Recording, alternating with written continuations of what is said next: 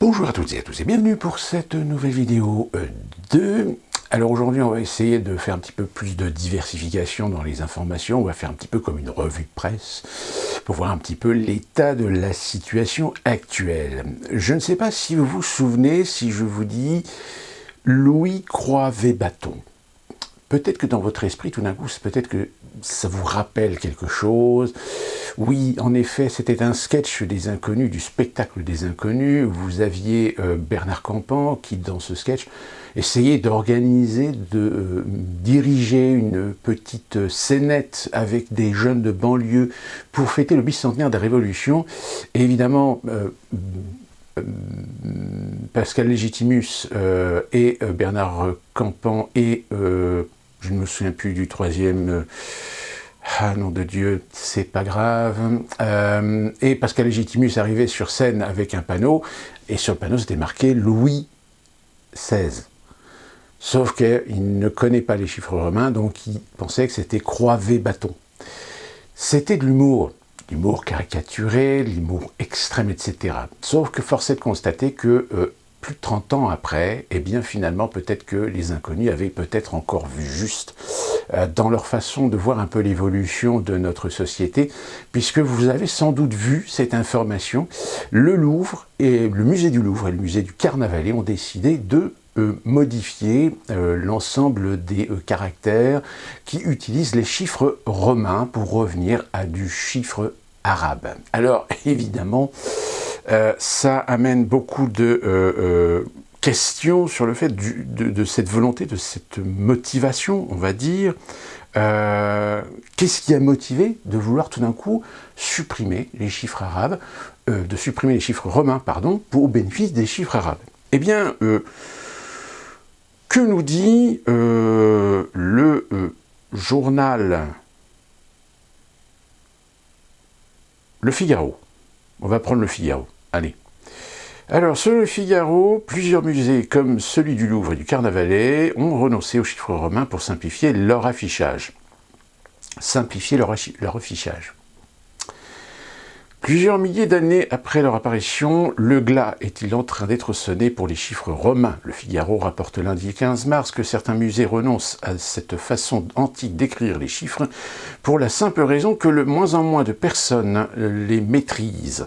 En effet, pas toujours évident de lire rapidement du premier coup d'œil MDCC bar V, donc qui correspond à l'année 1634.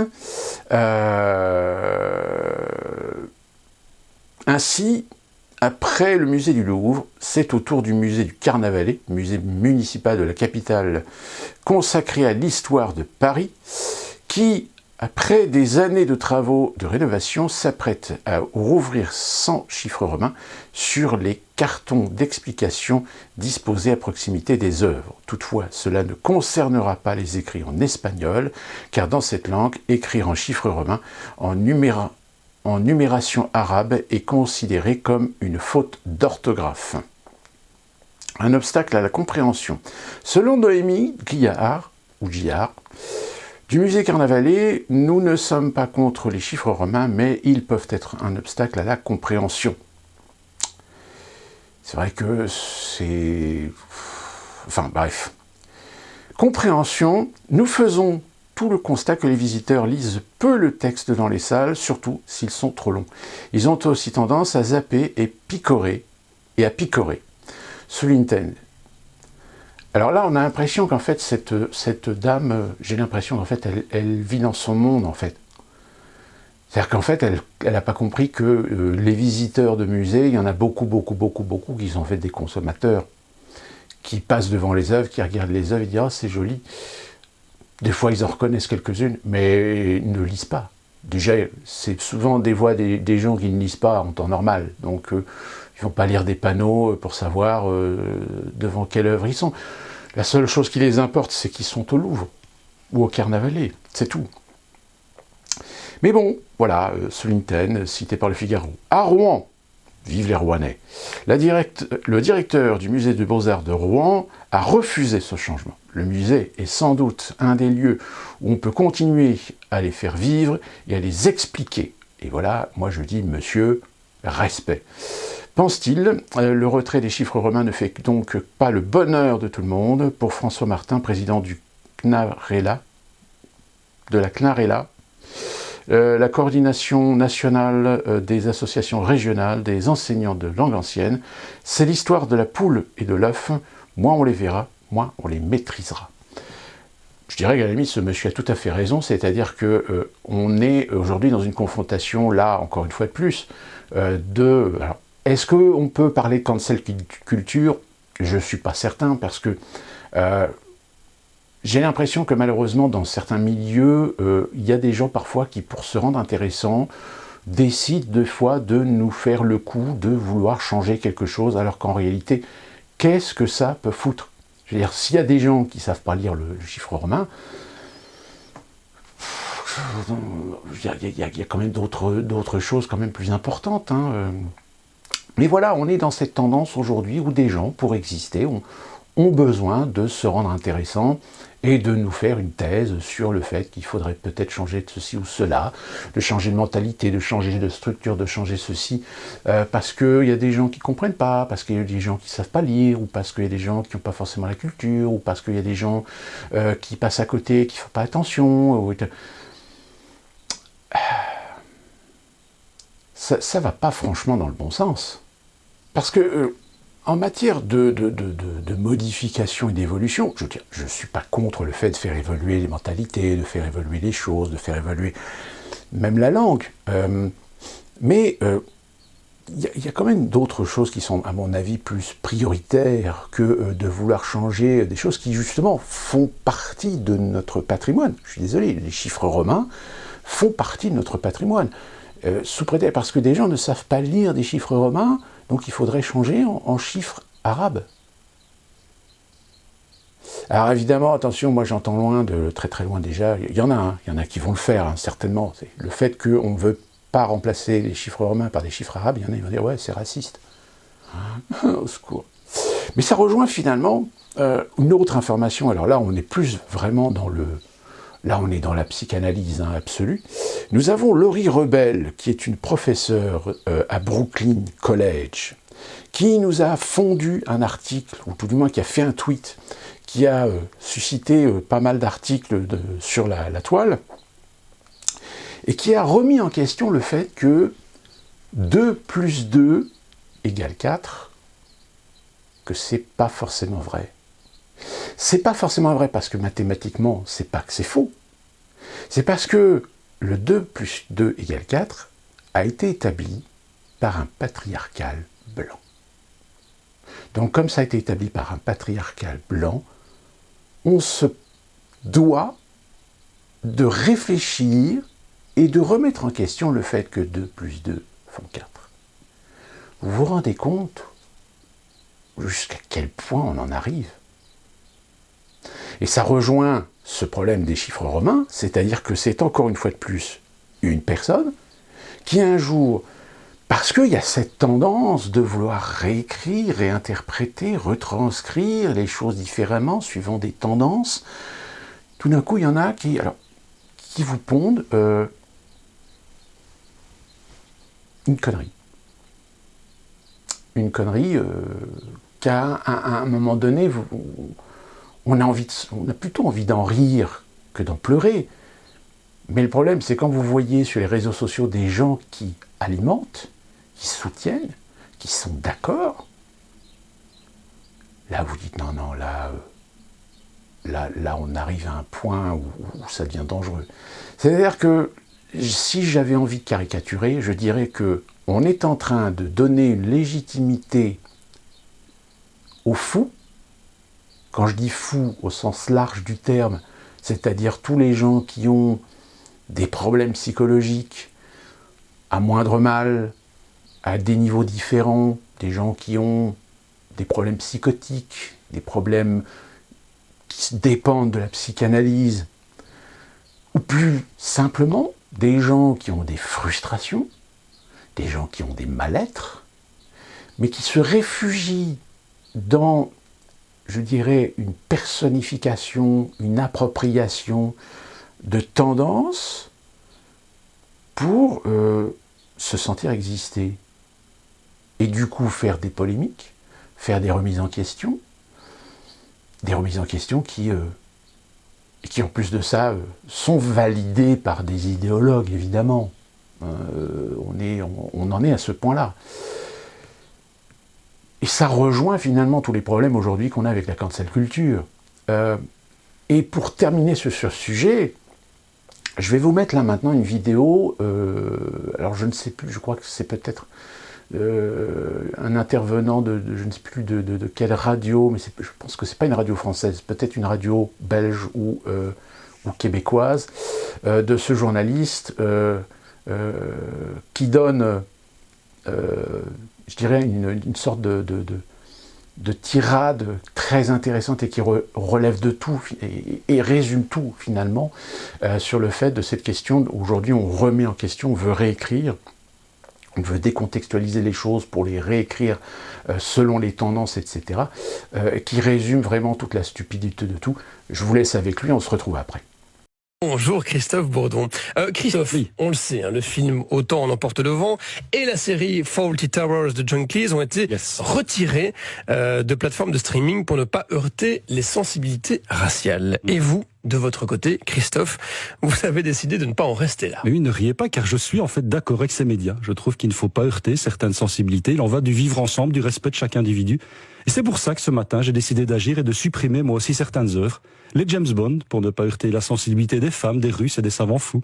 Les comédies romantiques, pour ne pas heurter la sensibilité des machos, qui ne veulent pas courir sous la pluie de Londres pour attraper la femme de leur vie avant que son avion ne s'envole. La série des gendarmes, pour ne pas heurter la sensibilité des gendarmes, des gendarmettes, des nudistes et des extraterrestres. Le film La Chute, pour ne pas heurter la sensibilité des néo-nazis. Et Dieu sait si derrière leur carapace de néo-nazis, il y a un petit cœur qui bat sur du Wagner. Les films en noir et blanc, pour ne pas heurter la sensibilité des personnes de couleur et des caucasiens. Le dessin animé Candy, pour ne pas heurter la sensibilité des méchants et des gentils. Mort à Venise, pour ne pas heurter la sensibilité des guides touristiques de la place Saint-Marc. L'île aux enfants, pour ne pas heurter la sensibilité des personnes souffrant d'allergie au pollen, vu que, oui, dans l'île aux enfants, c'est tous les jours le printemps. La Vénus de Milo, pour ne pas heurter la sensibilité des manchots. La Fontaine de Marcel Duchamp, pour ne pas heurter la sensibilité des incontinents. Le Cri de Munch, pour ne pas heurter la sensibilité des sourds. La Laitière de Vermeer, pour ne pas heurter la sensibilité des personnes intolérantes au lactose. L'intégrale de Oui Oui, pour ne pas heurter la sensibilité des négationnistes. Le Baiser de l'Hôtel de Ville de Robert Doisneau, pour ne pas heurter la sensibilité des célibataires. Les livres de Marc Lévy, pour ne pas heurter la sensibilité des amateurs de littérature. Les chansons de Claude François, pour ne pas heurter la sensibilité des électriciens. Les chroniques de Jérôme de Warzé, pour ne pas heurter la sensibilité des auditeurs de la première, et de Pascal Claude en particulier. Les vestiges romains, pour ne pas heurter la sensibilité des descendants des Gaulois. Les vestiges gaulois, pour ne pas heurter la sensibilité des descendants des Romains. Et évidemment, toutes les statues présentes dans l'espace public, pour ne pas heurter la sensibilité des piétons. Et j'ai donc broyé avec un rouleau compresseur tous les DVD, les CD, j'ai fait un grand feu avec tous les livres, les peintures, et j'ai déboulonné toutes les statues. Et là, je me suis dit que enfin toutes ces œuvres ne pourraient plus heurter la sensibilité des hommes, des femmes, petits, grands, jeunes, vieux, gros, maigres, blancs, noirs, jaunes, cathos, juifs, musulmans, bouddhistes, athées, hétéros, homo, bi, trans, trave, non binaires, aveugles, manchots, sourds, muets, moches, beaux, durs ou mous qui a un grand coup. Car face à moi, il y avait désormais un monde tout doux, tout choupinou, un monde de miel et de sucre. Et j'ai alors détruit le miel et le sucre pour ne pas heurter la sensibilité des diabétiques. Et enfin, je me suis retrouvé face à un monde de rien, un monde sans culture, sans histoire, un monde de métro, de boulot et de dodo, de travail, de famille et de patrie, un monde de façades et de magasins, de présent, sans passé ni avenir. Et à cet instant, des pages d'un livre se sont posées à mes pieds. C'était 1984 de George Orwell. Oui, je l'avais brûlé pour ne pas heurter la sensibilité des dictateurs. Et ces pages disaient ceci: tous les documents ont été détruits ou falsifiés, tous les livres réécrits, tous les tableaux repeints, toutes les statues, les rues, les édifices ont changé de nom, toutes les dates ont été modifiées. Que le parti puisse étendre le bras vers le passé et dire d'un événement « cela ne fut jamais », c'était bien plus terrifiant que la simple torture ou la mort. La dictature s'épanouit sur le terreau de l'ignorance. Et là, je me suis rendu compte que finalement, je ne voulais pas vivre dans un monde qui efface ce qui dérange, un monde sans trace artistique ou historique fût-elle d'un passé douloureux, et que non, définitivement non, je ne voulais pas vivre dans un monde qui ne heurte pas ma sensibilité, nos sensibilités, car je trouve que c'est précisément en nous secouant, en nous remuant, en nous bousculant, en nous provoquant qu'on nous rend vigilants, exigeants, tolérants, marrants, émouvants, vibrants, bienveillants, mordants, entreprenants, bref, vivants. Autre information et non des moindres, là c'est une information, je dirais, qui me touche particulièrement, puisque j'ai encore été striké par, Disons que Facebook a encore fait le chien de garde sur une publication que j'ai relayée, sauf que là, on sent vraiment là une censure, enfin c'est pas une censure, c'est plutôt un avertissement, comme Facebook les fait actuellement, mais d'une malhonnêteté absolue.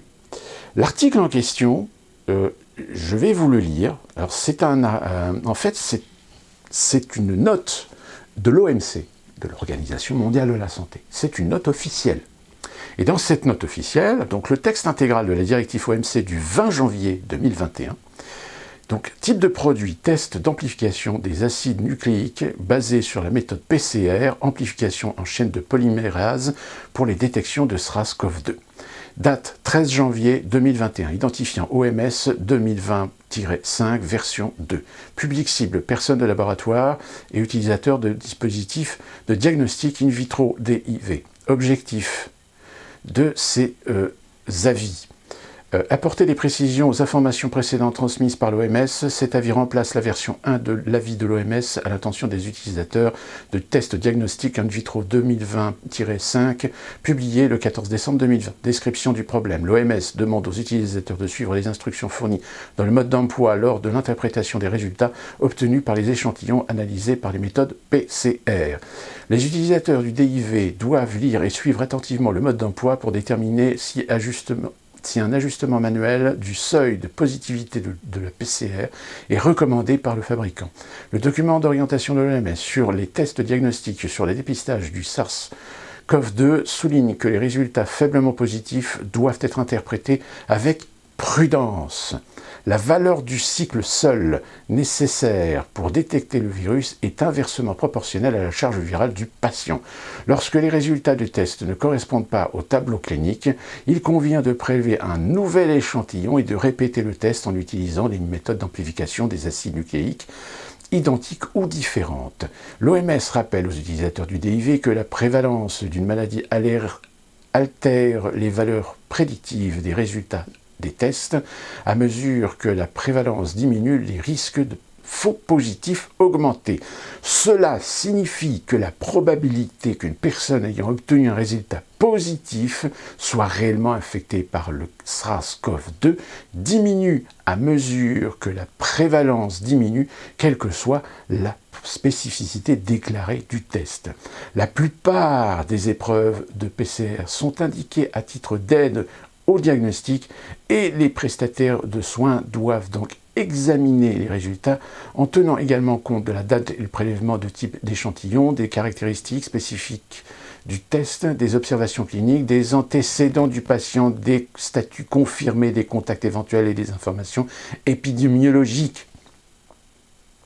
Vous avez fait un test PCR, est-ce qu'on vous a demandé tout ça? Est-ce qu'on a vérifié tout ça? Conseil aux utilisateurs de DIV. Veillez à lire attentivement le mode d'emploi dans son intégralité, contactez votre représentant local, vérifiez le mode d'emploi, indiquez, etc.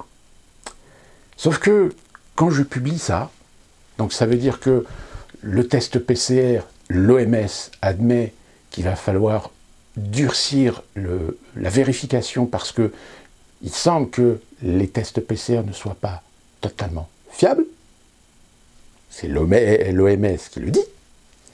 Eh bien, figurez-vous que voilà ce que Facebook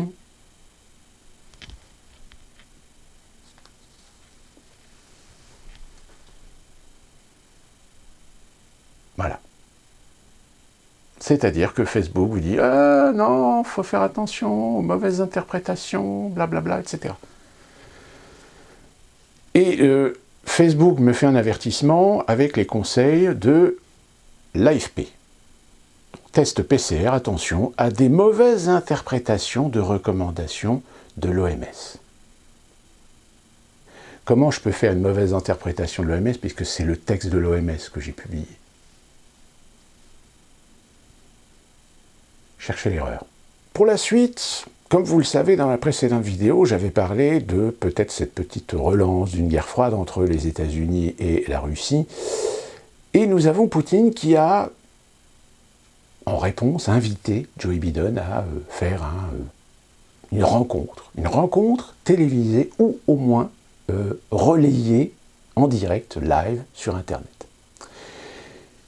Et Washington a refusé. Et évidemment, on se demande pourquoi.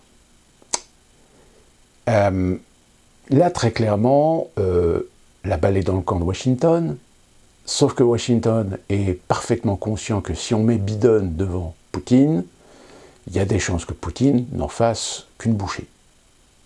Ce qui gêne considérablement Washington, parce que ça serait, et c'est déjà le cas, d'admettre que finalement Joe Biden n'est peut-être pas le président charismatique que l'Amérique a besoin.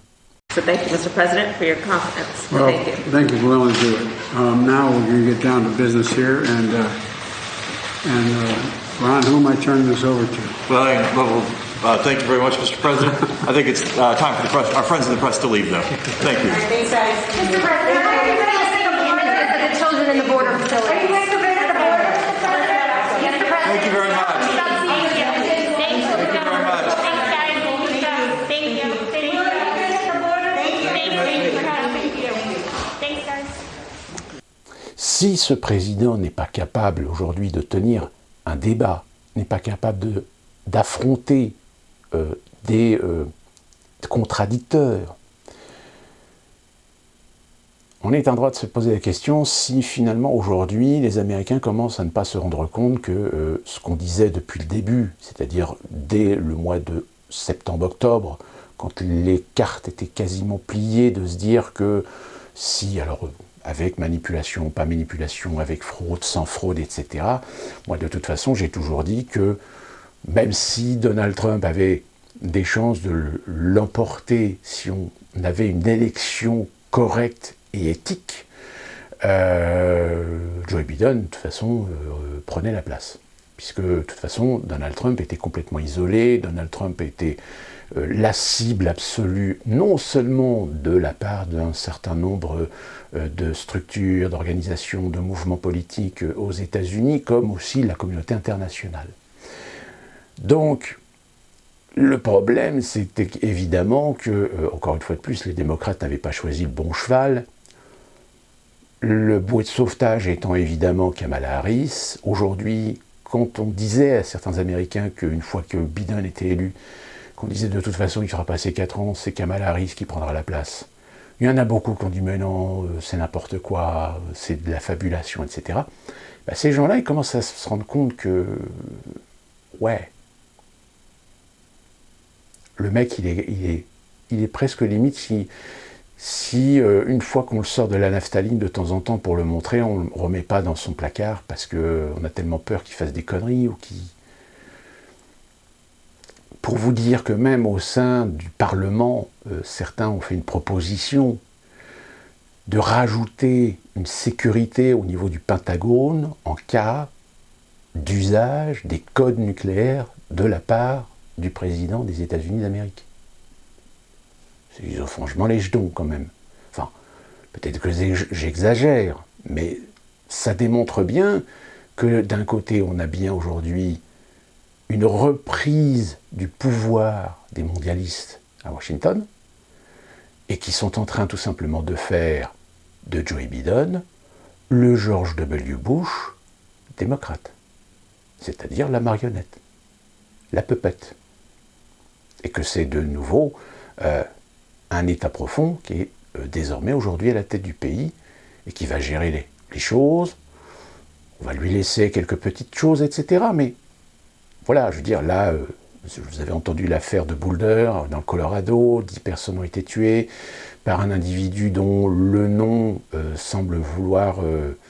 alors c'est pas confirmé, le FBI n'a pas confirmé qu'il puisse être considéré comme étant un attentat terroriste, puisqu'il est assez troublant de croire que ce monsieur soit un pro-Daesh, mais néanmoins, ça sert quand même l'intérêt de remettre encore de l'argument, de réalimenter le débat sur les armes aux États-Unis.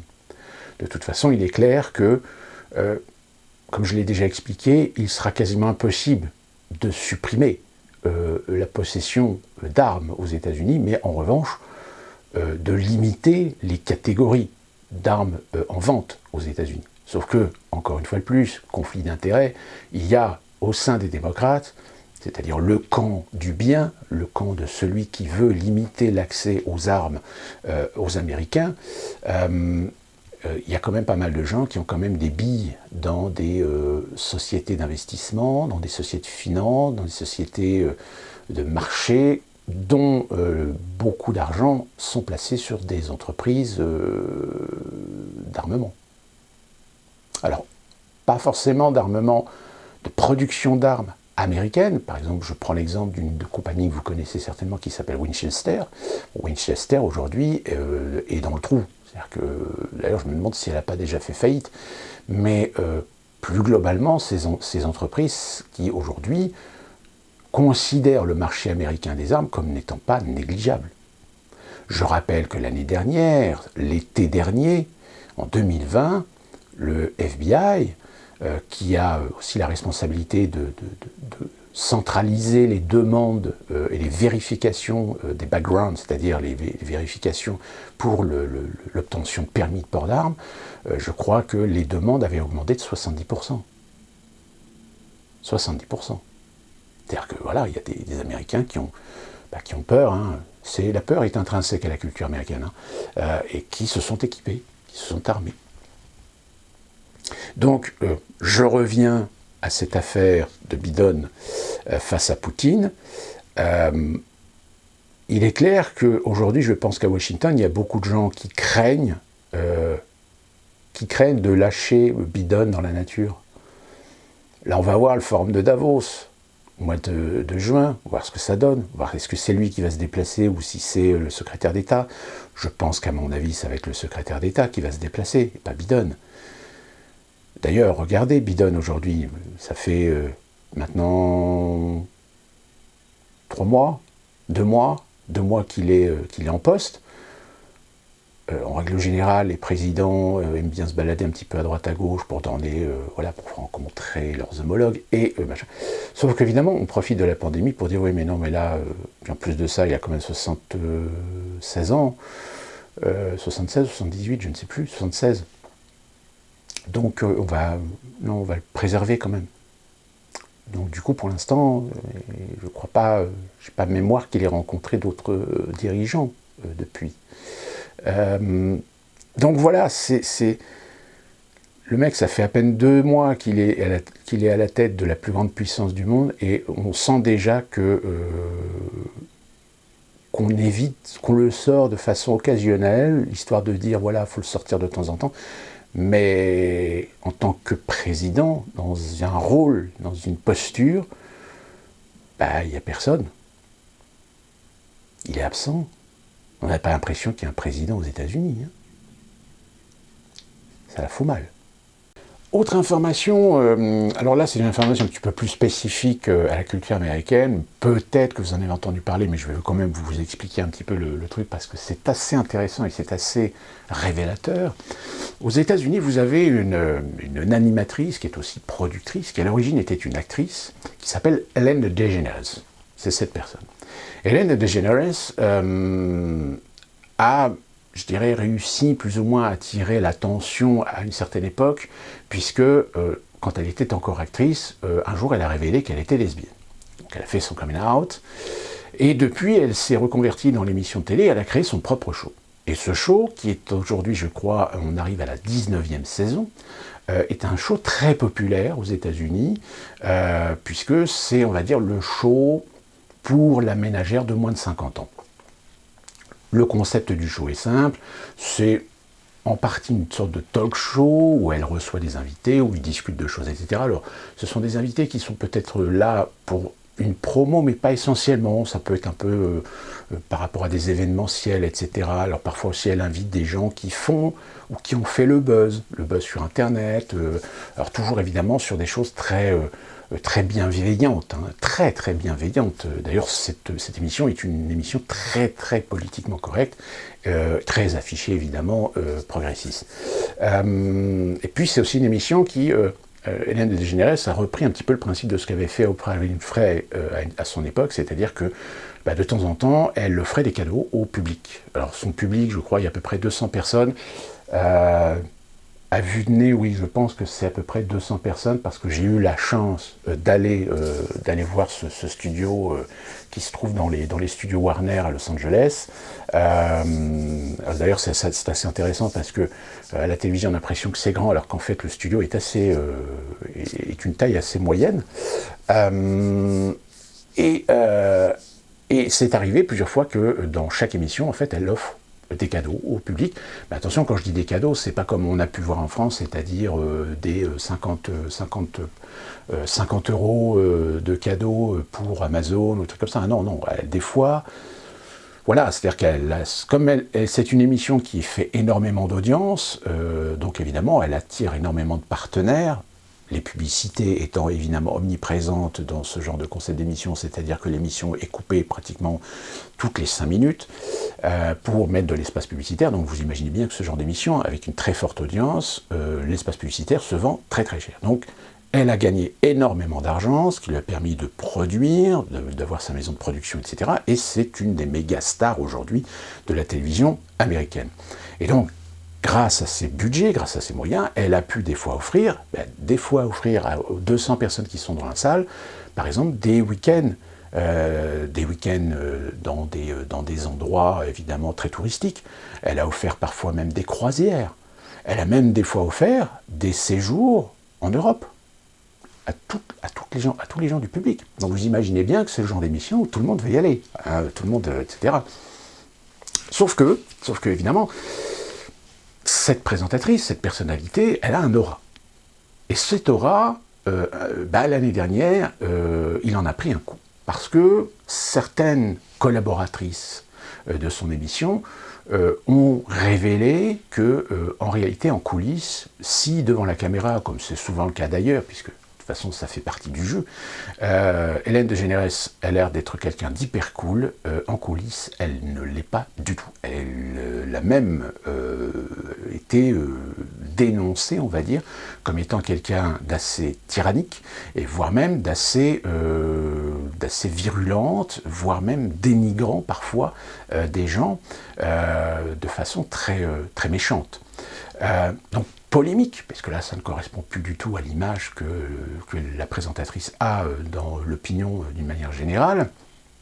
Alors attention, prudence, dans ce genre d'affaires, il faut toujours à un moment prendre raison garder et se dire il faut faire attention parce que parfois certains collaborateurs, c'est aussi un moyen pour eux, surtout aux États-Unis, de se venger. De se venger, c'est-à-dire que il y a la possibilité que ces collaborateurs qui l'accusent aujourd'hui d'être une tyrannie dans les coulisses, peut-être qu'en effet ces gens-là se sont fait virer parce qu'ils étaient incompétents, parce que c'était des nuls. Donc il y a un moment donné où, oui, en effet, quand vous faites du management, quand il y a des gens qui sont nuls ou qui ne foutent rien ou qui ont un poil dans la main, etc., il y a un moment donné où vous avez des mots face à ces gens, pour essayer de les secouer, pour essayer de les remuer, de leur faire prendre conscience que là, il va falloir qu'ils se retirent un petit peu les doigts du cul, pour reprendre cette expression très vulgaire, mais qui résume tout bien toute la situation.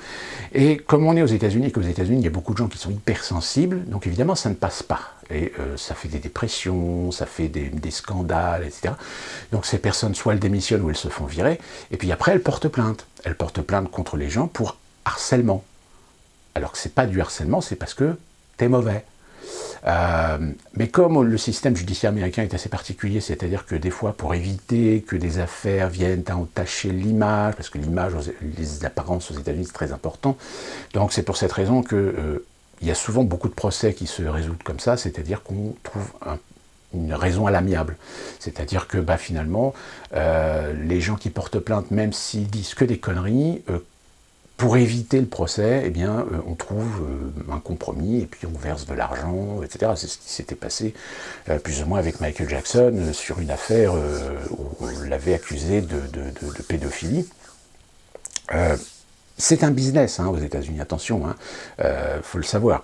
C'est pour ça que je dirais que, pour la petite anecdote, c'est un des éléments qui met des tensions entre les Américains blancs et les Américains afro, parce que les Américains afro ont souvent le bénéfice de ce genre de procédé au détriment des Blancs et même des Mexicains. C'est-à-dire qu'aujourd'hui, des Mexicains ou des Blancs qui vont porter plainte contre l'employeur parce que l'employeur les a arnaqués, etc., ils n'ont aucune chance de s'en sortir. Ils n'ont aucune chance, sauf si c'est vraiment avéré, s'il y a vraiment des preuves flagrantes, etc. Mais d'une manière générale, les avocats disent non, je ne peux pas vous défendre parce que c'est indéfendable.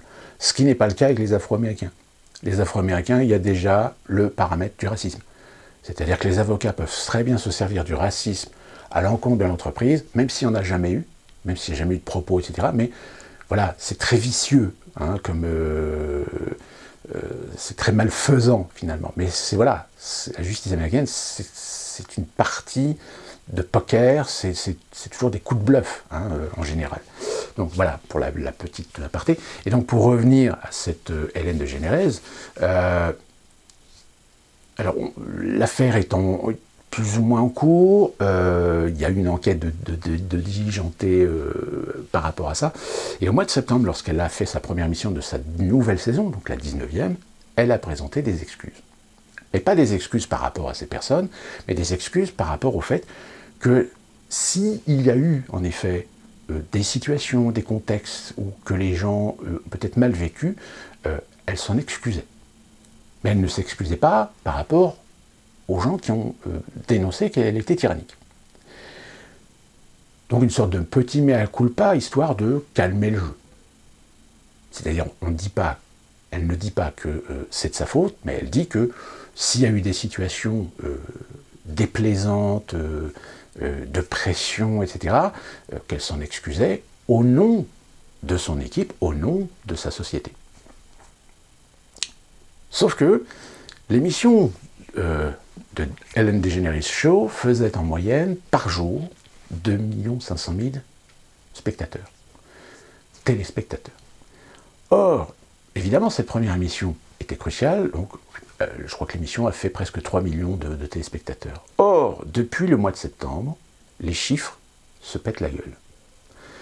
Et l'émission de Ellen DeGeneres, aujourd'hui, atteint les 1,5 million de téléspectateurs. C'est-à-dire qu'aujourd'hui, un des plus grands shows de la télévision américaine est redescendu au niveau équivalent d'autres shows concurrents. Pourquoi je vous raconte cette histoire ? Tout simplement parce que c'est l'exemple, comme il en existe certains aux États-Unis, de l'aura qu'avaient certaines personnes, parce qu'elles représentaient quelque chose. Alors, en l'occurrence, Ellen DeGeneres, communauté LGBT et progressiste, où la tendance est à la baisse. C'est-à-dire que là où logiquement ces gens devraient être des fers de lance, des représentants, des défenseurs des idées bien pensantes, eh bien aujourd'hui sont de moins en moins écoutés et de moins en moins vus. Ça veut dire quoi ? Ça veut dire que là aux États-Unis, au niveau médiatique, ils vont commencer à se rendre compte que toute la politique qu'ils ont faite depuis plusieurs années, surtout pendant les 4 ans de Trump, eh bien finalement va se retourner contre eux. Pourquoi ? Tout simplement parce qu'aujourd'hui, ce qui faisait le succès de Ellen DeGeneres, c'était que justement son public, c'était un public de la ménagère de moins de 50 ans. Sauf que la ménagère de moins de 50 ans aujourd'hui, ce n'est pas des femmes issues de milieux aisés, ou classe moyenne aisée. C'est la classe populaire. Pourquoi ? Parce que son émission est basée sur le rêve. Faire rêver. Faire rêver avec des bons sentiments, avec des belles histoires, avec de l'émotion, etc. Or, la ménagère de moins de 50 ans, blanche, est très souvent plus conservatrice que progressiste. Et quand je dis conservatrice, je dis bien conservatrice modérée, c'est-à-dire des gens qui sont plutôt dans une certaine tradition, dans un certain conservatisme traditionnel, mais qui ont des idées progressistes, c'est-à-dire qui n'ont absolument rien contre les homosexuels, qui sont pour l'évolution des mœurs, etc. Mais tout en respectant, tout en sachant qu'il y a quand même une certaine base, une certaine fondation sur les valeurs familiales, relationnelles, etc., qui doivent être solides, qui doivent rester respectées et retransmises. Ce qui n'est pas le cas aujourd'hui, dans les milieux progressistes, où les milieux progressistes veulent l'anarchie totale. C'est-à-dire tout le monde fait ce qu'il veut comme il veut, sauf que le problème, c'est-à-dire que le principe même de s'autodiscipliner par rapport aux autres dans ses relations, politesse, respect, courtoisie, etc., tout ça va à la poubelle.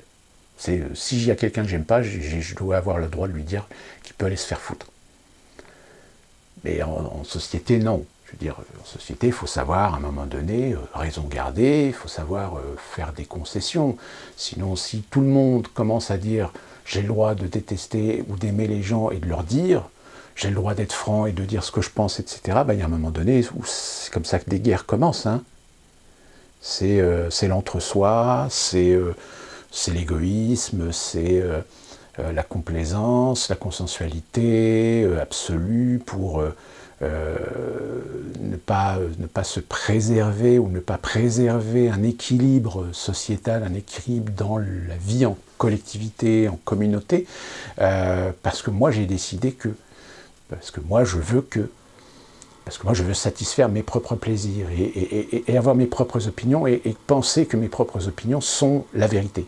Et que vous êtes dans le mensonge, vous êtes les méchants, vous êtes les extrêmes droites, vous êtes les conservateurs, vous êtes le diable, l'antéchrist, etc. Enfin, j'exagère puisque les progressistes, par définition, sont très souvent assez, je dirais, anticléricaux. Hein, même si ça n'est qu'une minorité. Hein, parce que la preuve, c'est que même les démocrates font très attention de ne pas être trop affichés anticléricaux. La religion étant ce qu'elle est aujourd'hui aux États-Unis, il ne faut quand même pas exagérer. Et donc, ce qui dérange pas mal les bien-pensants aux États-Unis, surtout dans les milieux urbains, dans certains milieux culturels, c'est de voir un personnage comme Ellen DeGeneres tout d'un coup perdre de l'influence. Et elle n'est pas la seule aux États-Unis. Il y a un certain nombre d'acteurs comme ça, relativement influents, qui aujourd'hui sont en train de perdre de l'influence. Alors ils perdent de l'influence aussi parce qu'il y a la concurrence. Parce qu'aujourd'hui, il y a un réel développement à la télévision d'un grand nombre de shows communautaires. Il faut savoir qu'aux États-Unis, par exemple, vous avez des chaînes hispaniques. Vous avez même la fameuse chaîne américaine HBO qui diffuse une version en espagnol. Donc ça réduit considérablement la capacité de ce genre d'émission à capter du public. Puisque ce public qu'elle avait il y a quelques années, une partie de ce public est partie parce qu'il a trouvé ces shows qui lui correspondent le mieux, qui correspondent à ses valeurs, à sa culture. Tout simplement. Et c'est exactement la même chose avec les Afro-Américains. Les Afro-Américains aujourd'hui ont énormément de shows, de spectacles, alors surtout sur Internet, sur les chaînes câblées, etc. Donc c'est du public en moins pour ces émissions qui étaient des fers de lance d'influence, de tendance, d'idéologie. Et on le voit bien aussi par ces fameuses émissions américaines que vous avez certainement entendu parler, les late shows, hein, ces fameux late shows très traditionnels. Aujourd'hui, vous en avez plusieurs sur plusieurs chaînes grand public. Eux aussi commencent à voir un petit peu leurs audiences un petit peu s'éroder. S'éroder pourquoi ? Parce qu'il y a eu des prises de position politiques, parce que ça a été des vitrines anti-Trump, d'une manière générale. Sauf que le problème, c'est que il y a aussi du public, à un moment donné, qui s'est rendu compte un peu du cirque, du spectacle guignolesque que prenait l'élection de l'année dernière, dont ces gens ont été des acteurs, ont été des influenceurs. Et aujourd'hui, ils sont en train de voir leurs audiences s'éroder. S'éroder aussi, et surtout, admettons-le aussi, parce que le streaming est en train d'exploser. Parce qu'aujourd'hui, les gens, les Américains, au lieu de rester... parce que les late shows, il faut savoir que c'est des émissions qui sont très très tard. Hein, c'est une tradition. Les Américains ayant tous des télévisions dans leur chambre, c'est souvent les émissions qui se regardent au lit. Hein, le problème, c'est qu'évidemment, les services streaming aujourd'hui ont nettement, considérablement offert un divertissement autre que ces émissions. Donc là, on est en train de voir un phénomène où tous ces outils, toutes ces émissions, dont l'émission de Hélène DeGeneres, qui était une émission de divertissement, qui était sympa, etc. Moi aussi, ça m'est arrivé de regarder, etc. Mais voilà, le problème, c'est que c'est une émission... Ça vole pas haut, si vous voulez. Je dis pas que c'est idiot, mais c'est voilà, c'est bisounours. Voilà, je cherchais le mot. C'est une émission très bisounours. Mais de voir cette émission perdre en popularité, là vous dites, ouais, il y a un problème. Il est en train de se passer quelque chose.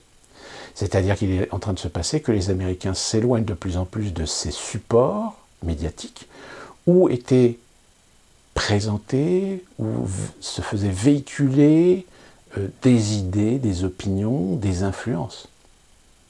Or, aller sur les réseaux streaming, les streaming, vous regardez ce que vous voulez. Vous n'êtes plus obligé de subir des colibets contre telle ou telle personne, des plaisanteries, des sketchs parfois pas forcément très drôles sur des personnalités politiques. Et d'ailleurs, ce qui porte encore plus l'accent aujourd'hui par rapport à la commedia dell'arte, finalement, de ce qui se passe aux États-Unis, c'est que récemment, commence à émerger sur Internet le problème des émigrés illégaux mexicains.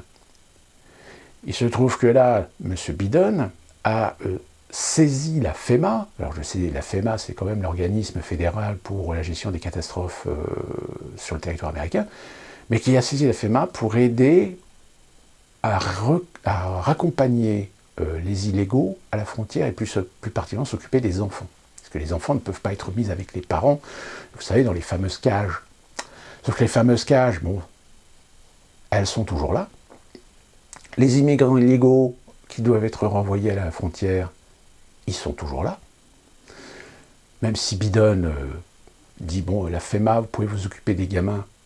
La FEMA dit, mais attendez, c'est pas notre boulot, c'est pas notre rôle. Oui, mais je suis président, donc vous faites ce que je vous dis.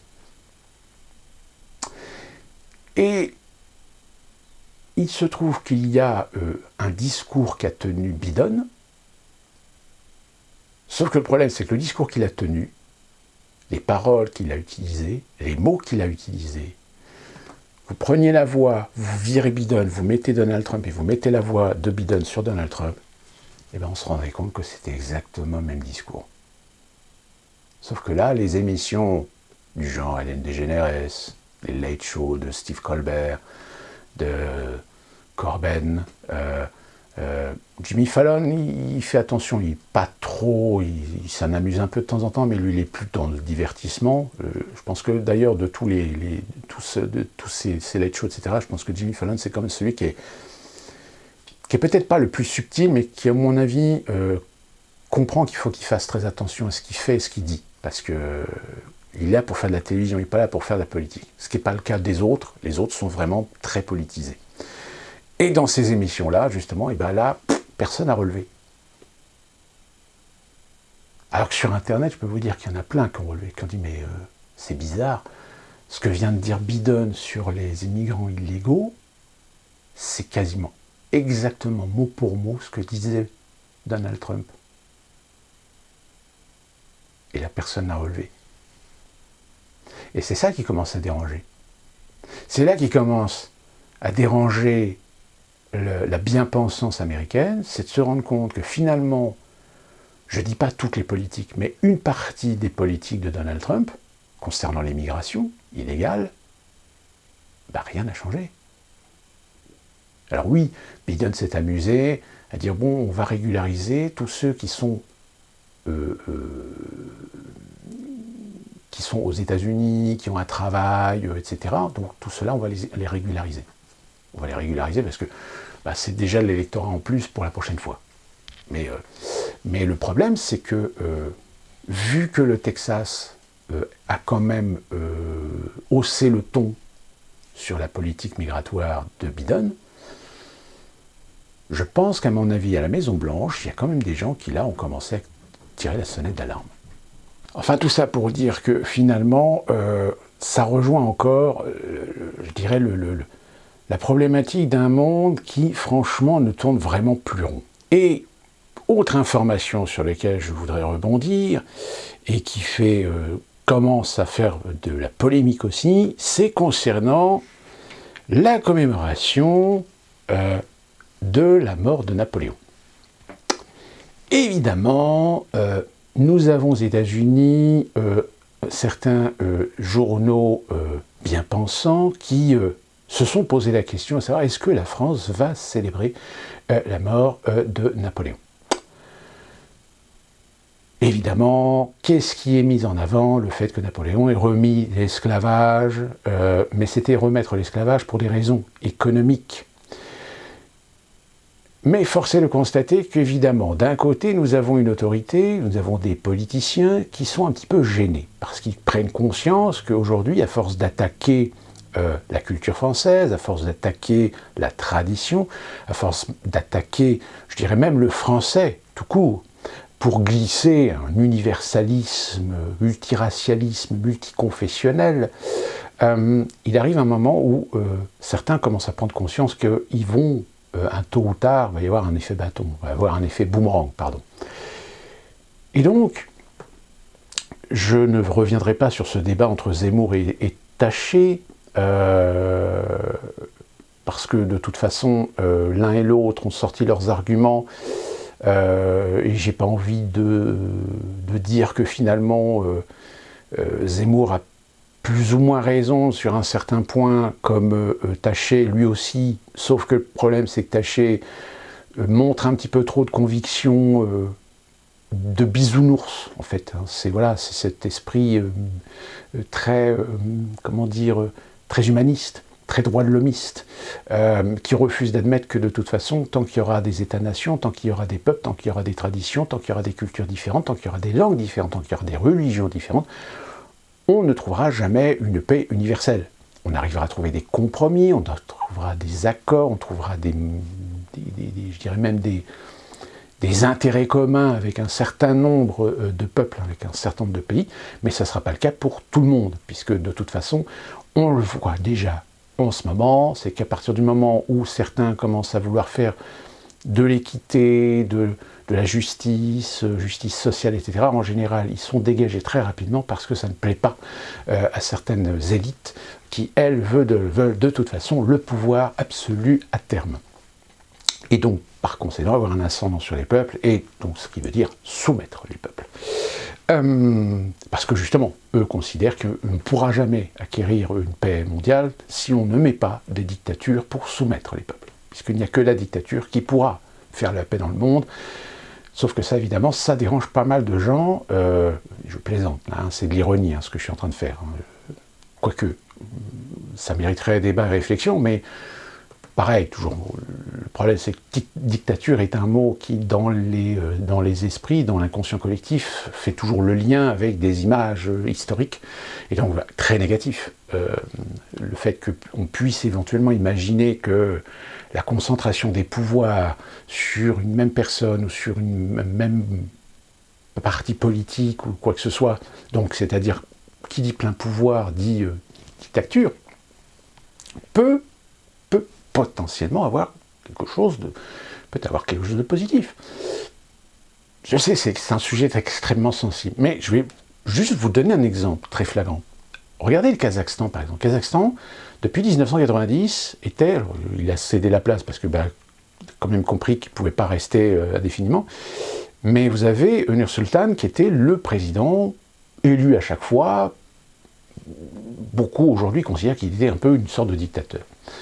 Et Nursultan, pourtant, c'est quelqu'un qui a vraiment fait beaucoup de choses pour son pays, qui a vraiment développé économiquement le Kazakhstan, qui a joué énormément d'intelligence sur les intérêts économiques et géopolitiques de la région de l'Asie centrale, avec des partenaires parfois pas forcément très faciles, très évidents. Je rappelle pour ceux qui sont un peu nuls en géographie, le Kazakhstan se trouve coincé entre la Russie et la Chine, avec d'autres États qui sont l'Ouzbékistan, le Turkménistan, le Tadjikistan, je crois que j'en ai oublié un, et l'Afghanistan il est un peu plus bas, de tous ces stans. Hein, finalement, je rappelle, stan vient du perse, hein, qui veut dire lieu, terre, je crois, donc terre 2. Donc évidemment, Kazakhstan, c'est la terre des Kazakhs, l'Ouzbékistan, c'est la terre des Ouzbeks, l'Afghanistan, c'est la terre des Afghans, le Tadjikistan, c'est la terre des Tadjiks. Voilà, donc pour le stan, ça vient du perse. Hein. Et donc, ça m'est arrivé des fois de rencontrer sur Internet des Kazakhs qui vivaient au Kazakhstan. Et en discutant comme ça, justement, parce que après je me suis un petit peu penché sur le Kazakhstan, il faut quand même avoir l'air un petit peu, d'avoir un petit peu de connaissance sur le pays avec la personne avec qui on discute. Et je me suis rendu compte, en effet, ce monsieur, Nebrazev de Nur-Sultan, je crois, avait instauré une démocratie, mais c'était une démocratie plutôt fantoche. Pour ça qu'on l'a accusé souvent de dictateur, et d'ailleurs même aujourd'hui dans les autres pays, l'Ouzbékistan, etc., le Tadjikistan, c'est encore des gens avec des pouvoirs très très forts, hein, qui sont considérés et étiquetés comme dictateurs. Mais j'ai remarqué quand même un truc assez intéressant, c'est que, en fait, ces gens, surtout le Kazakhstan, en fait, a fait une continuité de la politique soviétique, sur certains points. À tel point que j'ai rencontré une Kazakh qui, physiologiquement, avait très clairement la physiologie d'un Mongol, de la culture mongole. Et je lui dis, ben, toi, t'as quand même des racines mongoles. Et là, elle m'a dit, non, je suis pas mongole, je suis kazakh. Je suis citoyenne du Kazakhstan. Je suis kazakh, avant tout. C'est-à-dire, déjà, la notion d'origine, on ne veut pas en entendre parler. Ça ne nous intéresse pas. Nous, on est moderne. Nous, on veut évoluer. Et donc, un autre Kazakh m'a dit, mais oui, en effet, notre pays a un problème de liberté d'expression. Il n'y a pratiquement pas de parti politique d'opposition. Oui, il y a un pouvoir fort. Mais ce pouvoir fort nous a permis d'avoir une évolution économique non négligeable, où une grande majorité de Kazakhs en a finalement tiré parti, en a tiré profit. Essentiellement, évidemment, les Kazakhs vivant proches des centres urbains les plus importants, même si le développement économique dans ces pays-là est très compliqué, très difficile, parce que, encore une fois, ce sont des régions où on a établi des États, on a mis des frontières, on a appelé ça Stan, Afghanistan, Ouzbékistan, tout ce que vous voulez, mais au sein de ces territoires, il y a d'autres tribus, il y a encore d'autres communautés qui existent, et qui parfois aussi sont un petit peu malmenées, un peu mises à l'écart, avec des discriminations, etc. Donc c'est des endroits de notre planète où il y a encore beaucoup de travail dans l'évolution des mentalités, dans l'évolution des mœurs, dans l'évolution des cultures. Et donc, de ce fait, vu que c'est des endroits où il y a encore des tensions, où il y a encore des animosités entre communautés, eh bien, il faut des pouvoirs forts. Si vous mettez des démocraties comme celles qu'on a chez nous en France, il ne se passe pas 6 mois avant que vous avez une guerre civile entre les Y, les Z, les W qui s'allient avec les Z, parce que ça fait depuis des siècles que les Z et les Y ont décidé de prendre une revanche parce qu'ils ont été disséminés, parce qu'ils ont eu des génocides il y a 200 ans à cause des X. Donc, vous voyez, et même proche en Europe, on a encore ce genre de problème dans un certain nombre de pays. Donc il faut des pouvoirs forts. Je ne dis pas que c'est la solution, je ne dis pas que c'est bien, je dis que ça fait partie d'un cycle naturel des choses que nous autres, nous ne comprenons pas, nous ne voulons pas comprendre, parce que pour nous, il n'y a que la démocratie qui compte, mais dans certains pays, malheureusement, pour l'instant, il n'y a que ça qui peut fonctionner.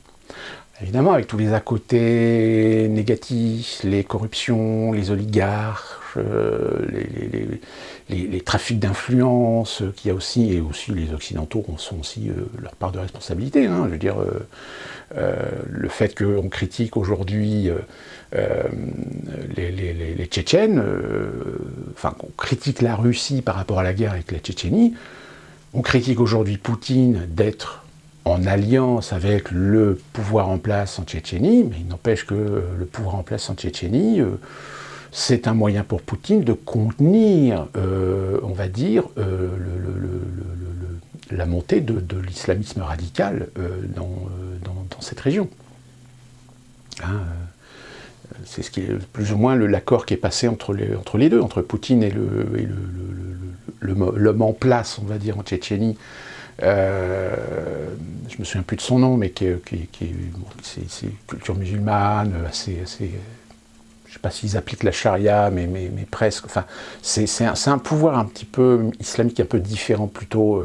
Je dirais que c'est de l'islam d'Asie centrale, plus ou moins, pas comme l'islam du Moyen-Orient.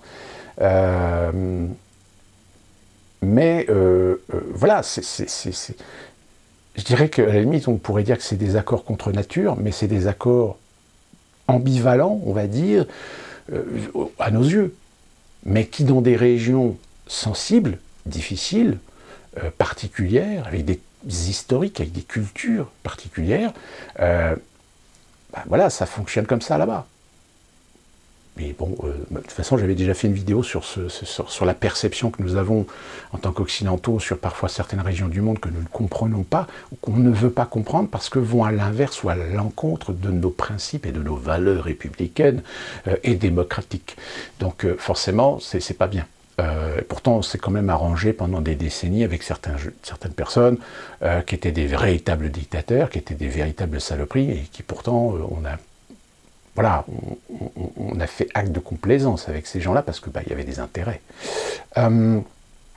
Donc, pour revenir sur ce problème fondamental qui est aujourd'hui, alors je reviens à l'origine de mon propos qui est Napoléon. Va-t-on fêter Napoléon ? Et évidemment, là, on a tous les rageux bien-pensants qui considèrent et qui ont acquis que Napoléon était un dictateur, que c'était un guerrier sanguinaire, qui a mis le feu à l'Europe, etc. Sauf qu'évidemment, ces gens-là décontextualisent complètement. C'est-à-dire qu'ils prennent des valeurs contemporaines et qu'ils les appliquent à des personnages historiques, comme Napoléon. Parce que Napoléon, c'est quand même un des personnages historiques qui a été, je dirais, à la gloire et à la glorification de la France, dans une période post-révolutionnaire, avec des conflits d'intérêts, avec des conflits géopolitiques en Europe, du fait que, quand même, à cette époque, on est encore dans la période post-révolutionnaire, on a quand même coupé la tête d'un roi dans une Europe qui est encore remplie de monarchies. On soit d'accord. Il y a beaucoup de gens, par exemple, qui occultent le fait qu'il y a eu des manigances, qu'il y a eu des alliances qui ont existé, qui ont poussé à un moment donné Napoléon à faire ses choix. Seulement, on ne retient que le choix qu'il aille faire des guerres à des gens, alors qu'il a fait des guerres à des gens, tout simplement parce que ces gens étaient manipulés derrière par l'Angleterre. Même, je veux dire, un exemple, pour vous donner simplement un des personnages qui est à l'exemple, je dirais, à l'image de cette période, c'est Talleyrand. Je veux dire, Talleyrand, dans le genre personne très intelligente, mais qui était une véritable saloperie, parce qu'il a retourné sa veste, on ne sait pas combien de fois, et qui en réalité jouait énormément le jeu des Anglais, et d'ailleurs c'est à cause de lui qu'il y a eu certaines batailles ou certaines guerres qui ont été lancées contre la France et donc contre Napoléon. C'était des histoires de cette époque. Or aujourd'hui, comme je l'ai déjà expliqué, vous avez des gens qui essayent de prendre des valeurs d'aujourd'hui pour les appliquer à des personnages historiques qui appartenaient à un contexte, qui appartenaient à une époque, avec les tenants et les aboutissants, les contextes historiques, géopolitiques, économiques, etc., de leur temps. Qu'on reproche à Napoléon d'avoir rétabli l'esclavage. Il l'a rétabli pourquoi ? Pour des raisons économiques. Alors en effet, c'est pas bien, mais qui n'a pas fait des choses pas bien ? Si on commence à gratter l'histoire de la Grande-Bretagne, de l'Allemagne, de l'Espagne, du Portugal, de l'Italie, même des Américains, je veux dire aujourd'hui, pourquoi les Américains feraient des donneurs de leçons à la Chine par rapport aux Ouïghours ? Dites, excusez-moi, mais les Américains, vous avez fait quoi avec les Indiens déjà ? Vous pouvez nous rappeler ? Même encore aujourd'hui, même si vous faites un peu d'amende honorable en mettant en valeur la culture native par la création de musées, etc. Il n'empêche que la politique de génocide lent des natifs est toujours d'actualité. C'est-à-dire qu'on fait en sorte qu'à terme, les Indiens d'Amérique, ou tout du moins les descendants d'Indiens d'Amérique, soit assimilée à la population américaine, mais que la culture elle-même ne devienne plus qu'une culture de musée. Et c'est déjà le cas aujourd'hui. Hein. Je veux dire, les natives, ils entretiennent encore plus ou moins des traditions, etc. Mais c'est du show, c'est du spectacle. Je veux dire, moi j'ai été à de Poro. Enfin, les Poro, vous savez, c'est des fêtes, c'est des spectacles, enfin des festivals natifs. Bon, c'est sympa, mais d'un autre côté, c'est pathétique. C'est pathétique parce que tu sens qu'il y a une génération qui était encore une génération qui préservait les traditions, qui était encore toujours dans la tradition, les langages même, je veux dire, les langues des natifs américains, ça disparaît. Ça disparaît. Je veux dire, aujourd'hui, comme je l'avais déjà expliqué dans une vidéo, moi je travaille avec un jeune qui a une des origines natives, mais il ne veut plus se considérer comme native. Pour lui, il est américain, point. Il veut être considéré comme américain, et non pas comme ayant des racines natives. Il s'en fout. Il n'en a rien à foutre de ses origines. Lui, ce qu'il veut, c'est être américain. Américain, évidemment, pour être considéré et en équité, je dirais, et pas juste vu comme étant un descendant des natives. Donc voilà, c'est ça hein, aussi ce qu'on appelle le génocide lent, c'est l'assimilation, c'est aussi à un moment donné réussir à faire disparaître des cultures, des populations, et qui disparaîtront pas complètement, mais qui seront, je vous dis, des cultures de musée. C'est-à-dire des cultures qu'on maintiendra parce que ça a été une histoire, ça a été une partie de l'histoire d'un territoire, d'une civilisation, mais en tant que civilisation vivante, elle est en train de disparaître. Et malheureusement, c'est ces mêmes gens qui ont fomenté ça, qui viennent faire aujourd'hui des leçons à d'autres pays parce qu'ils ont décidé de serrer les boulons sur une communauté qui... il y a quelques problèmes quand même. Hein. Ça rejoint ce que je disais tout à l'heure avec les pays d'Asie du Sud-Est et d'Asie centrale, pardon, avec ces problèmes de tribus, etc. La Birmanie, par exemple, avec les Rohingyas, j'ai fait une vidéo là-dessus, mais il y a des gens apparemment qui n'ont pas compris le sens de la vidéo.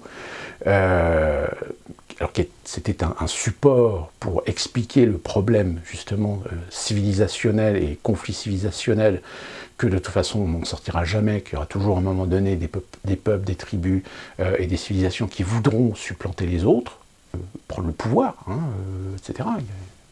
Le principe d'équité, ça fonctionne uniquement contre des civilisations qui ont des racines communes, qui ont des intérêts communs.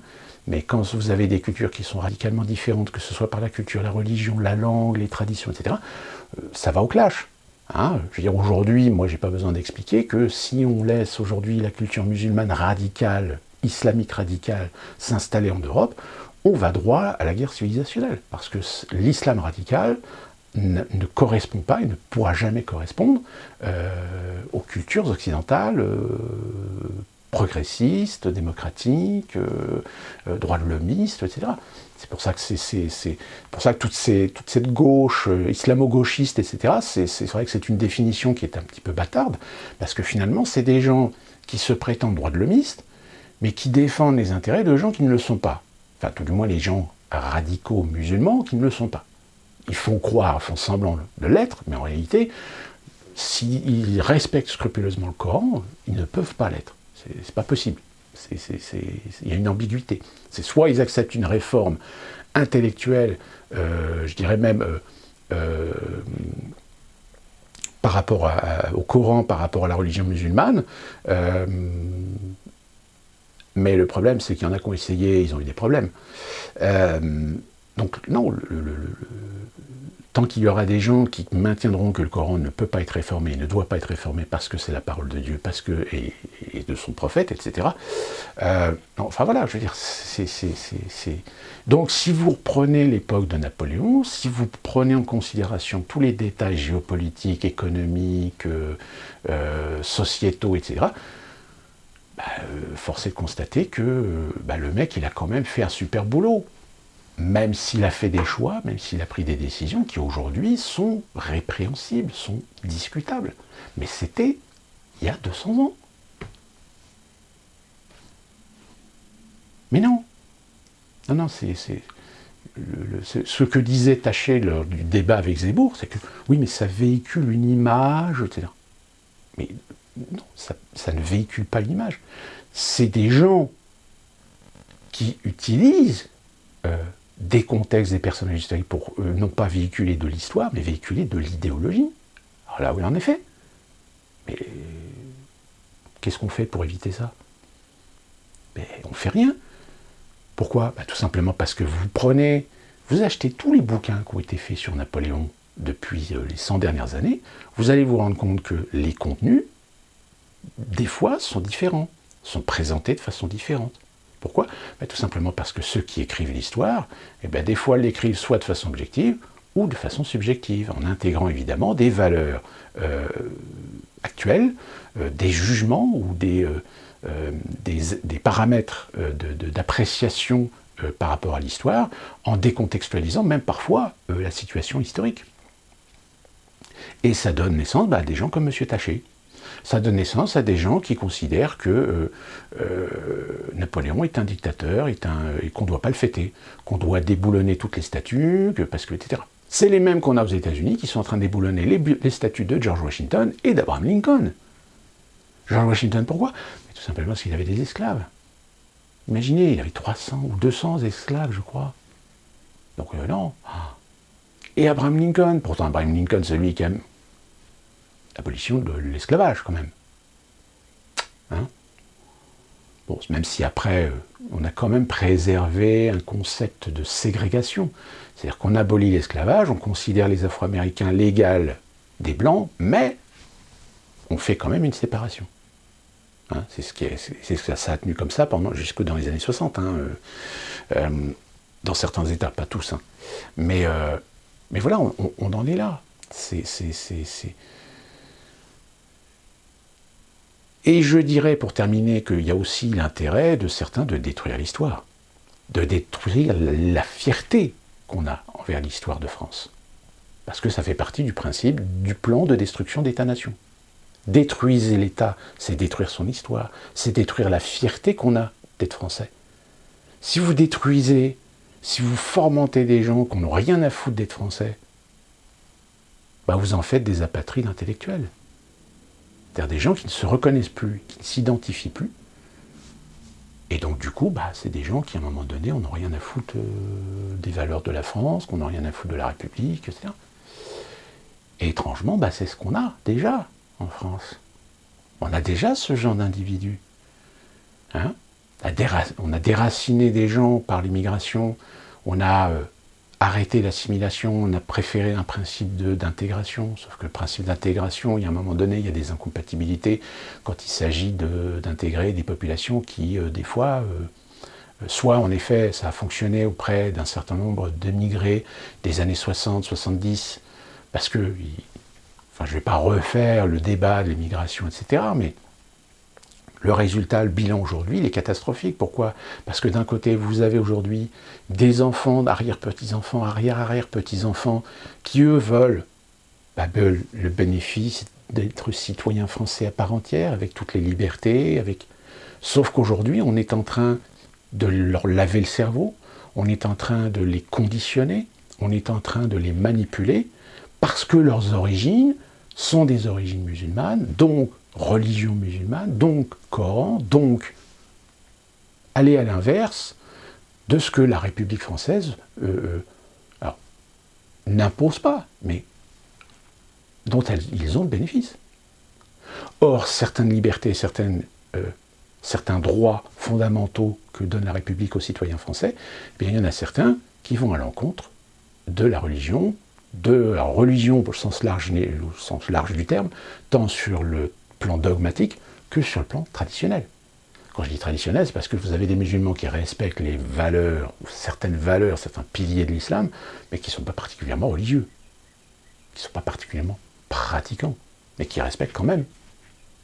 Mais vous voyez l'ambiguïté du truc. C'est un peu comme, c'est un peu ce qu'on a chez les catholiques, c'est pareil. Vous avez des gens qui disent qu'ils sont catholiques, mais qui se disent non-croyants. En effet. Donc ils assument leur style de vie par rapport au fait qu'ils se disent catholiques, mais non-croyants. Mais ils sont catholiques pourquoi? Parce qu'ils ont été baptisés. Donc ils ont, dans un pays comme la France, avec la laïcité, avec l'évolution de son histoire, etc., la liberté d'être catholique, mais pas pratiquant.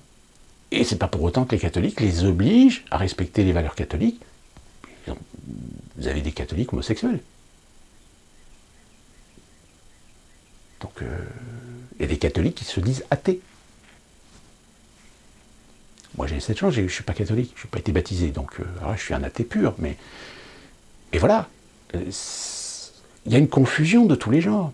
Ce qui est autorisé aujourd'hui auprès de la communauté chrétienne, catholique, protestant et communauté juive, c'est-à-dire vous êtes juif, mais vous avez le droit d'être pratiquant ou non pratiquant, vous avez le droit d'acquérir, de posséder, d'utiliser, de jouir des libertés que la République vous offre, de par ses principes de laïcité, de par ses principes de séparation de l'Église et de l'État, de la religion en général, en théorie. Sauf qu'on sent que les musulmans, malheureusement, ils n'ont pas ces mêmes droits. Pourquoi? Parce que derrière, dans leur dos aujourd'hui, on a laissé se développer des communautarismes. Ces communautarismes ont été pris par des gens qui sont des radicaux, qui aujourd'hui ont la mainmise sur les communautés musulmanes, voire sur des quartiers musulmans. Voilà le résultat. Donc quand vous êtes jeune, quand vous dites t'es musulman, t'es né musulman, donc tu dois avoir... Je dis mais non, je suis français. Non mais, t'es musulman. Donc si t'es musulman, le Coran prime au-dessus de la République. Donc tu dois respecter le Coran, en priorité, et pas la République. Bon voilà, hein. L'équation elle est faite. Hein. Ce même discours-là, vous ne l'entendez pas chez les catholiques, ni chez les protestants, ni chez les juifs. Hein, je veux dire, après c'est la volonté de chacun d'accepter le principe ou non. Chez les juifs, en effet, comme chez les catholiques, les protestants, on dit voilà, si tu veux être un bon catholique, un bon protestant, il faut respecter un certain nombre de règles, certaines valeurs, aller à la messe, etc., etc. Ok, mais si j'ai pas envie d'y aller, j'ai le droit de ne pas y aller. J'ai le droit de ne pas suivre ce que vous êtes en train de me dire. Je jouis de ma liberté de citoyen français. Ce qui n'est pas le cas des musulmans. Et c'est encore pire parce que les musulmans qui aujourd'hui s'affirment apatrides, c'est-à-dire apostats, pardon, pas apatrides, apostats, continuent à être emmerdés parce que ils sont apostats. Parce qu'ils ont renié la religion musulmane. C'est encore pire. Donc, il y a un moment donné, le clientélisme politique qui a fait ses ravages depuis ces 40 dernières années et laissé la porte ouverte pour des intérêts financiers avec le Qatar, l'Arabie Saoudite, pour des intérêts électoraux dans certains quartiers, dans certaines communes, dans certaines circonscriptions. Aujourd'hui, on commence à voir les choses qui nous échappent. Je dirais même des choses qui échappent aussi à ceux qui en ont pris les bénéfices. Et ce qui fait qu'aujourd'hui, dans la rue, on a des tarés. Bon. Et bien, inversement, dans les milieux progressistes, c'est la même chose. Aujourd'hui, on a des tarés. Des tarés qui vont nous appliquer des valeurs et des règles sur de l'histoire, sur des traditions, sur des cultures, sur pas tel, parce que pour eux, c'est des valeurs de bien, des valeurs positives, des valeurs idéalistes, des valeurs humaines, des valeurs droits de l'homme, qui déterminent que M. Napoléon Bonaparte est un dictateur, est un salopard, est un sanguinaire.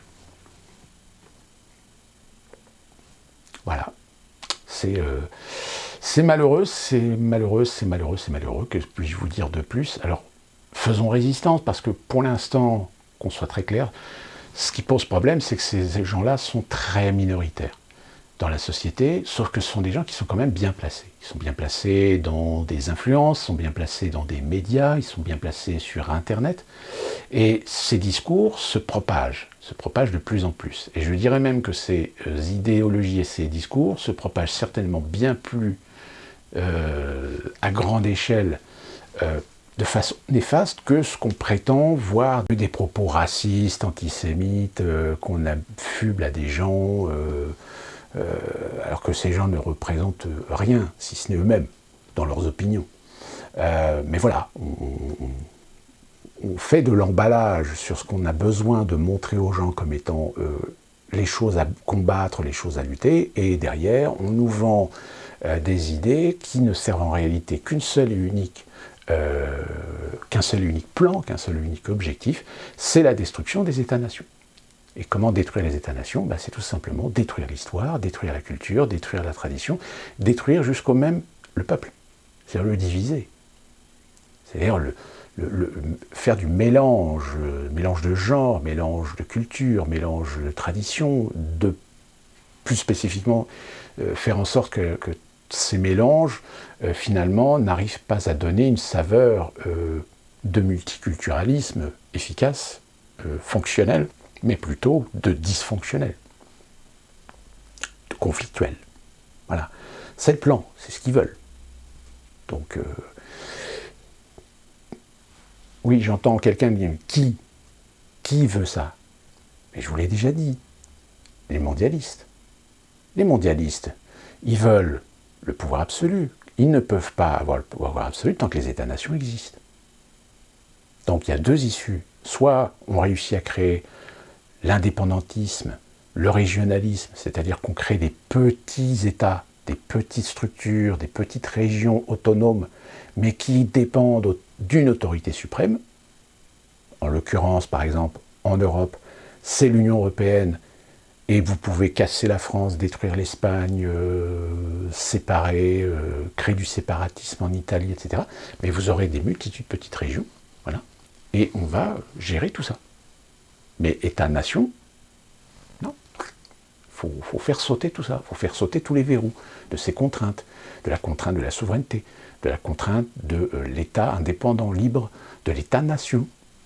Qui dit État-nation dit peuple. Donc détruire le peuple, détruisez le peuple, il n'y a plus d'État-nation, il n'y a plus de souveraineté. Et à partir de là, vous distribuez ensuite les légitimités, les souverainetés régionalistes, culturelles, etc. Mais bon, c'est la théorie, hein, évidemment, parce qu'en pratique, il y aura toujours des régionalismes qui vont finir par se taper sur la gueule parce qu'ils considèrent que le territoire qu'ils veulent, il est plus de culture française que de culture espagnole, ou de culture catalane, ou de culture basque, ou de culture alsacienne, ou de culture corse, Enfin, vous voyez, il y aura toujours des conflits. Mais justement, l'intérêt d'une puissance génitrice, mais aussi d'une autorité puissante, c'est à un moment donné d'arriver armée, milice, etc. Et on impose. Alors on impose à l'intérêt des uns au détriment des autres. Et les autres, allez vous faire foutre, soit vous acceptez, soit vous diluez dans la culture de l'autre, ou on fait du génocide. Génocide lent, j'entends bien. Ce qui est actuellement en train de se produire d'ailleurs dans l'ex-Yougoslavie. Je veux dire, avec le nombre de communautés qu'il y a aujourd'hui, il y en a forcément qui prendront le dessus sur les autres. Et les autres, elles feront comme, soit elles iront ailleurs, elles iront dans d'autres pays, elles iront migrer dans d'autres pays, elles assimileront à d'autres pays, à d'autres cultures, etc. et finiront par disparaître. Voilà, tout simplement. Voilà pour revenir donc sur cette histoire de Napoléon. Alors aujourd'hui c'est Napoléon, et puis demain ça sera De Gaulle, vous inquiétez pas. Je pense que De Gaulle il va passer aussi à la moulinette, de la cancel culture, de la décontextualisation, de la réécriture de l'histoire. On le fera passer pour un raciste, voire même un homophobe, etc. Mais oui, peut-être qu'il a eu en effet, je crois que oui, il a eu des propos qui aujourd'hui, si on utilisait les propos qu'il a dit et qu'on les remet dans le contexte d'aujourd'hui, oui, tout de suite, alors là, tout le monde lui sauterait dessus, propos racistes, etc. Sauf que c'était son époque. C'était l'époque de la vieille France, mais qui n'existe plus aujourd'hui. Enfin, qui n'existe plus. En tant que culture globale, en tant que culture générale, je vais dire. La tradition de la vieille France existe toujours dans certains milieux bourgeois, etc. Mais globalement, on est sorti de cette vieille France. Donc voilà pour cette vidéo, donc plusieurs petits sujets. Alors il y a d'autres sujets que j'avais vus, etc. Mais je pense que déjà cette vidéo elle est longue. Déjà j'avais fait une précédente vidéo qui était relativement longue, puisqu'elle faisait presque plus d'1h30, ce qui est quand même assez important. Qu'est-ce que je pourrais vous dire rapidement? Oui, le pangolin est donc écarté comme étant responsable du Covid, donc on revient toujours au laboratoire de Wuhan, dont on a envoyé des gens qui pour l'instant disent pour l'instant on sait toujours pas, on n'a pas, on n'en sait rien. Que vous avez l'État français qui a, alors pour combien, qui a racheté 10 000 munitions spéciales autorisant le marquage temporaire visible de l'objectif. Oui, c'est un peu des paintballs, c'est-à-dire que désormais dans les manifestations, les policiers vont pouvoir tirer sur des gens et les marquer avec de la peinture. Et comme ça, quand la manifestation se terminera et qu'on filtrera les sorties, on pourra facilement identifier les gens qu'on veut interpeller. Et sinon, oui, il y a aussi, alors, l'Assemblée nationale autorise les transgenres à concourir contre autorise donc les transgenres dans les compétitions féminines. Bon courage les filles. Vous avez, ah oui, alors, là encore, Ford aux États-Unis qui a reçu quand même des subsides fédérales pour maintenir des unités de production aux États-Unis. Il y avait un projet de construction d'une unité de production de Ford Motor Company dans l'Ohio. Et puis finalement, les 900 millions d'investissements qui avaient été faits pour construire cette usine, donc à Devon Lake dans l'Ohio, finalement, ils vont partir au Mexique.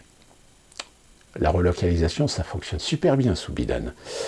Et sinon, quoi d'autre? On revient toujours un petit peu sur le New York Times qui a fait un article qui allume l'Union européenne sur sa gestion chaotique de la vaccination, et donc dans le sens que ça ne facilite pas, on dirait, à pousser les gens à accepter la vaccination globale.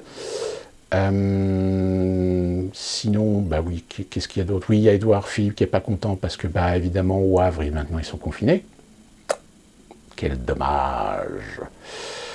Marlène Chapia qui a porté plainte parce que, évidemment, sur son Twitter, elle s'est fait traiter de tous les noms, etc. Là, apparemment, il y a aussi Greg Toussaint, qui est cet humoriste qui vient de se faire striker sur Instagram parce qu'il avait lancé l'idée